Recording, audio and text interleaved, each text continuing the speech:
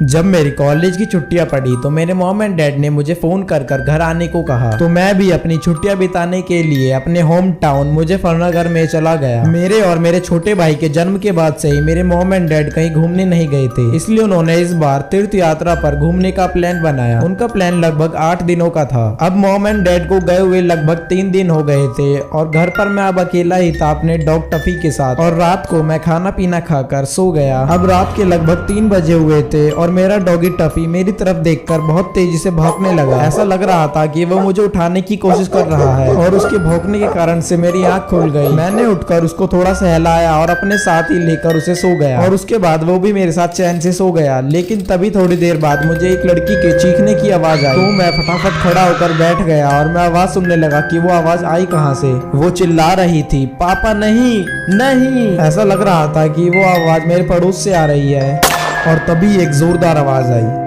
वो आवाज गोली के चलने की थी, और कुछ सेकंड्स में ही मेरी आंख में लकड़ी के छोटे छोटे टुकड़े गिरने लगे। वो टुकड़े मेरी छत से गिर रहे थे, और मेरे पड़ोस की बेटी की चीखने की आवाजें भी आ रही थी। और फिर दोबारा से एक बार गोली चली।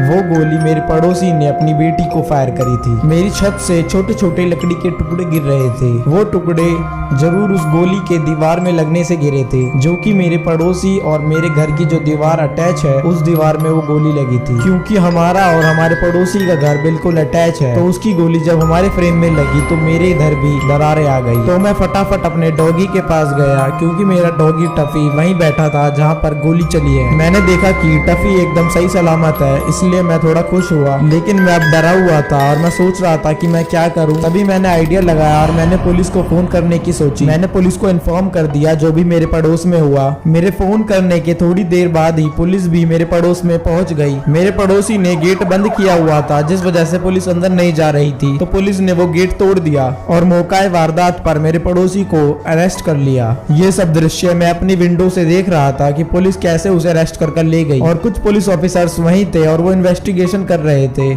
उनमें से कुछ ने मेरा गेट खड़खड़ाया और मुझे बाहर निकलने को कहा। मैंने उन्हें सारी डिटेल्स बता दी जो जो मैंने देखा और सुना। उन्होंने मुझे थैंक्स कहा, और कुछ दिनों बाद मेरी कोर्ट में पेशकशी हुई। मैंने वहाँ भी पूरी ईमानदारी और बहादुरी के साथ सब कुछ सच सच बता दिया। मैंने बताया कि मुझे पहले इनकी लड़की की चीखने चिल्लाने की आवाज आई, जो कि अपने पापा से मदद की गुहार लगा रही थी, लेकिन उनके पापा ने कुछ भी नहीं सुना, और मैंने सारी बातें सच्चाई के साथ बता दी। मुझे एक चीज का डर था, मेरे कॉलेज जाने के बाद कहीं ये बुड्ढा मेरे मॉम एंड डैड को कुछ हार्म ना पहुंचाए। लेकिन कोर्ट के ऑर्डर को सुनने के बाद मुझे चैन मिला, क्योंकि कोर्ट ने उन्हें उम्र कैद की सजा सुनाई थी। और पुलिस की जांच पड़ताल में ये पता चला कि उस बुड्ढे ने अपनी बेटी को लव अफेयर के चक्कर में मारा था। मिलते हैं नेक्स्ट वीडियो में, तब तक के लिए